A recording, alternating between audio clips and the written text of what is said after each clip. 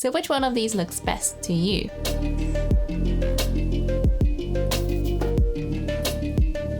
Now, most people pick this one, and there's a good reason why. A good majority of traditional portrait photographers use this focal length. I do want to point out that you can absolutely shoot portraits at 16, 24, or even 50 millimeters, which is one I actually use quite a lot. There aren't really hard rules in photography, especially if you're going for a specific style. For example, in the past, I did use a 24mm lens quite often to create a bit of distortion to get that slightly uncomfortable feeling when the image is not quite right. But there are a few reasons why 85mm is considered an optimum focal length for standard beauty portraits and is considered the gold standard. So today let's go over 5 reasons why I keep coming back to this focal length. By the way, if you do enjoy this type of content and want to see more, consider hitting that subscribe button.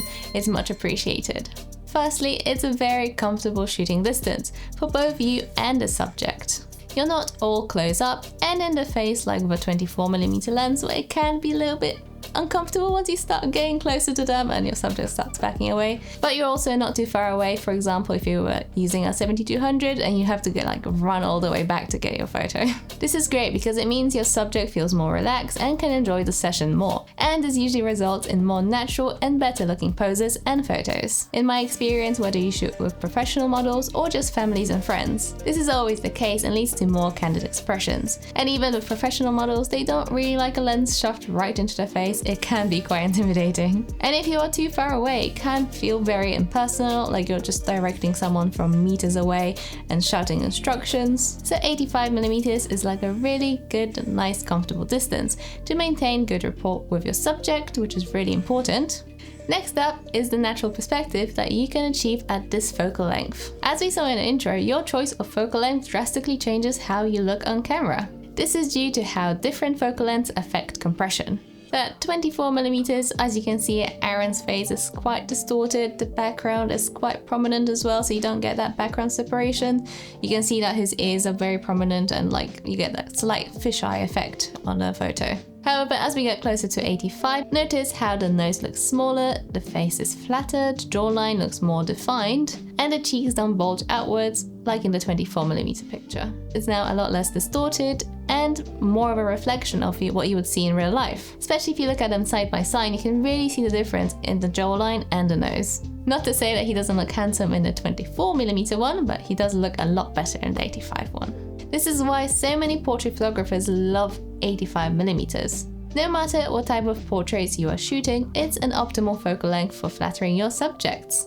Moving on to my next point, and that is background compression. Have you ever noticed how different focal lengths affect the background? What happens at 85mm is that it's pulling the background a lot closer to your subject, and as a result, it makes it look more dense and less busy. Notice how it also reduces the perceived distance between the layers. It's visually stacking all the layers in the image together. Now, it's worth noting that compression doesn't blur the background, but we'll touch on that in our next point. Instead, it changes how far away the background looks and changes your spatial perception of it. So on wide lenses, the background feels further away from your subject, but if we look at 85mm, it feels like it's right behind your subject. This is great in portraiture. It naturally leads to more focus on your subject. The other thing that does this is, of course, the subject separation, and for me this is one of the main reasons why I love 85mm. You're able to very easily create that very aesthetically pleasing background blur, even at wider apertures like a f4 or a 5.6. But if you're lucky enough to have a lens that goes down to f1.4 or even f1.2, you get all that bokeh. And who doesn't love bokeh, right? In portraiture, this naturally allows your subject to pop in the image. There's a really clean separation from the background, which naturally leads all your focus onto your subject. And I hate to use that cliche word, and I have done my best to avoid it until this point, but it gives it that cinematic look. So for traditional beauty style portraiture, this is the reason why so many people gravitate towards an 85mm lens. It has that very stylized and classic look that we associate with professional portraits, which leads me nicely to my final point, and that is the professional look. Simply put, because so many classic portrait images are shot between 85mm to say like 105mm. It matches how your clients, your audience, viewer expect a portrait to look. It instantly gives your portrait photos that polished professional aesthetic, due to all the things that I've mentioned previously.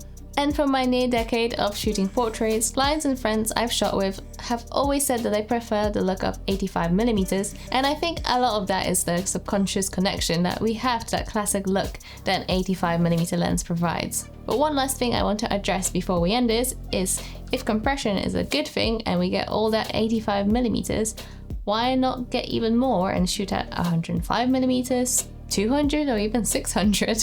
Firstly, as I mentioned in my first point, going beyond 85mm, you aren't really interacting with your subject anymore. You're just so far away and it feels like you're directing from a distance. You lose a lot of that intimacy and connection. That compression effect also becomes too strong, flattening facial features and removing depth from the face to the point that it makes people look unnatural. So 85mm is really that sweet spot where you're getting all the optimal effects. One final thing I do want to point out is that 85mm lenses come in a lot of shapes and sizes. So no matter what camera system you shoot on, there's usually a good range of expensive, budget, first party, third party alternatives. So you shouldn't have too much trouble finding a good 85 lens that fits your budget. So there you go, all the reasons why I personally love 85mm for portraits. It's a focal length that I just keep coming back to.